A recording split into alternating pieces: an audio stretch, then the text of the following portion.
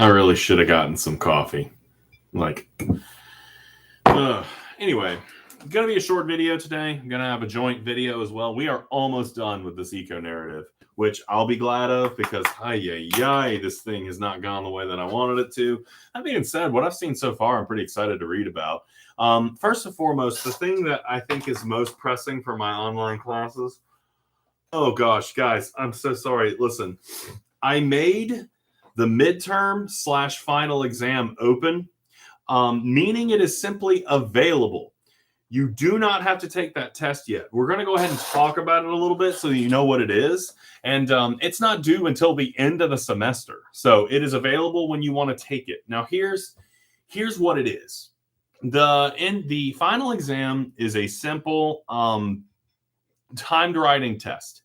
I've given you guys like 3 or 4 random prompts, and you're going to have an hour to try to crank out a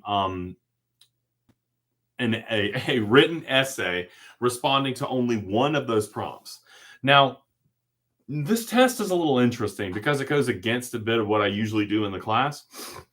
Getting a timed writing sample from you will actually tell me how much you've really learned in the class. I don't grade these exams very harshly. As long as you get through it in a relatively complete manner, you'll be fine. Now, things like structure and cohesiveness in the overall like organization of the essay, that's what's really important. And what I'm looking for really is kind of some self-assessment stuff. If you're not doing the things that I'm looking for, then obviously I need to go back and change the way I teach a little bit to highlight some things. And the best way to test that is kind of to not tell you what it is specifically I'm looking for. So really, unless you completely bomb this test and or you're just straight up not making sense to it, it's very hard to get like an actual real bad grade on it, right? So in any case, you may take that test anytime between now and the last, I think I said it for the last day of the semester. So it would really be a good idea to go ahead, like, a little earlier than the very end, because it is ProctorU. ProctorU is a bit of a pain in the booty if you've never used it before. Not because it's a bad software or anything like that. It's a little technical, right? You have to have a web camera because somebody will be like basically monitoring you take the test when you take it. So it's something to prepare for, right? Again, that wasn't a slight against ProctorU. ProctorU's doing, I've had very little problems with ProctorU.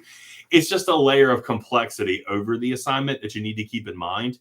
So if something happens and you're taking the test and something goes wrong, I can help you if it's not the very end of the semester.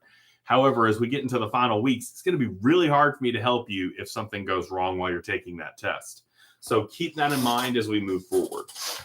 For today, and again, this is going to be a short video. I'm very excited to be past this eco narrative. I want to do something different. All I want you guys to do is take a section of your eco narrative draft, which I asked you to do for today. Maybe about a page of material, 2 full developed paragraphs. And I want you to post it to the discussion forum, the eco narrative discussion forum that we've been using for everything with this assignment. And I want you to post a draft there. Then I want you to go in, find a partner who does not have a response to their paper yet. And I want you to go in and find some examples of the passive verbs that we've been looking for. Now, one of the first things you might ask is, well, what if my partner doesn't have any passive verbs? They're probably going to have some passive verbs. This is a very awkward thing to start doing. So it's very hard for me to imagine anybody coming into this without any passive verbs whatsoever. Now, there is another side to this that I would like for you to kind of do the exact same thing we did with with paper 1, because 1101 and 1010 had different stuff for paper 1. I think 1101 had the jump the shark, and 1010 had the oppression paper. If you remember, the assignment with that was to go in and ask a couple of questions in order to kind of prompt your partner on where they could go next, because I imagine we still have a lot of the same problems that we had before. You guys might be running up against this page limit and, kind of running out of gas a little bit. So those questions could be extremely helpful at this juncture. This paper is due on Thursday. So we are up at the wire here. So try to give each other some help with that. If you don't make it to the deadline, this particular assignment is going for the participation point. So even if you don't make it to the deadline, you can still go back and do it. Also, keep in mind, as we move forward in the semester, we're going to expand all these papers, right? So we're going to go back and add more to them. So even if you come in a little after the due date and give somebody some feedback, that could be useful for them later. So keep that in mind. That's pretty much all I want you guys to do today. Go focus on getting this paper done. Wednesday, we're going to start with the new assignments. So look out for that, because I'm going to have obviously some pretty interesting stuff going on with that. Okay. So I'm just going to leave it there for today. Pretty simple, pretty straightforward. Just let's get these papers in, and hope you guys are having a great one, and thank you.